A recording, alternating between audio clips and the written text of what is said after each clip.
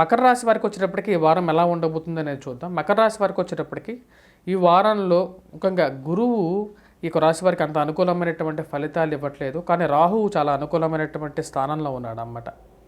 ధైర్యంతో వీరు చేసేటువంటి పనుల్లో విజయాన్ని సాధించడం అనేది 100% వీరు సాధించగలుగుతారు. ఎందుకంటే గురువు అనుకూలమైనటువంటి స్థితిలో ఉన్నప్పుడు వృత్తిపరంగా అనుకూలతలు ఉంటాయి. అంటే కొన్ని ప్రతిబంధకాలు వచ్చినప్పటికీ కూడా వీరు దాని నుంచి బయటకు రాగలుగుతారు. ఇక రాశి వారికి గురువు సరైన స్థానంలో చతుర్థంలో సంచరిస్తున్నటువంటి గురువు వచ్చేటప్పటికి తల్లికి అనుకూలత ఇవ్వగలుగుతాడు. తల్లి యొక్క ఆరోగ్యాలను కాపాడడంలో కానీ పిల్లలకి కానీ ఎదుగుదలలో కానీ అనుకూలత ఇవ్వగలుగుతాడు. కాకపోతే పూర్తి అనుకూలత ఇవ్వలేడు. కానీ ఇక రాశి వారికి వచ్చేటప్పటికి జన్మ రాశిలో రవి సంచారం అనేది స్టార్ట్ అయింది.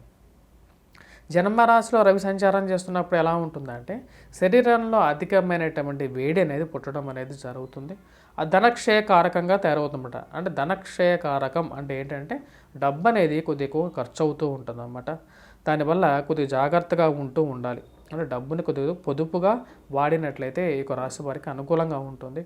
అలాగే మాట్లాడేటప్పుడు కూడా కోపం అనేది అందరికీ వస్తుంది. ఆ కోపాన్ని తగ్గించుకోవాలి. ఎదుటివారితో మాట్లాడేటప్పుడు, పెద్దలతో మాట్లాడేటప్పుడు మీరు సానుకూలంగా మాట్లాడితే మంచి విజయాన్ని పొందగలుగుతారు. పోటీ పరీక్షల్లో విజయాన్ని సాధించగలుగుతారు.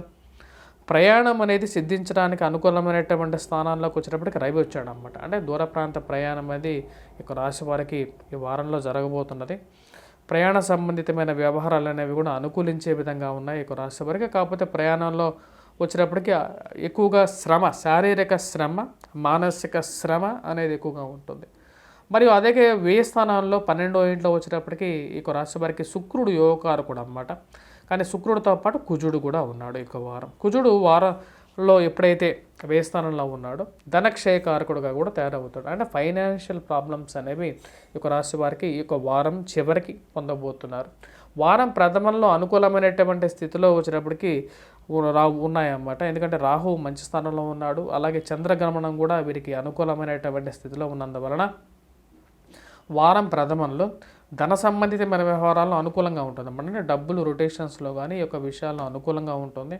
వారం చివరి నాటికి వచ్చేటప్పటికి కొంచెం మిశ్రమమైనటువంటి ఫలితాలు గోచరిస్తున్నాయి.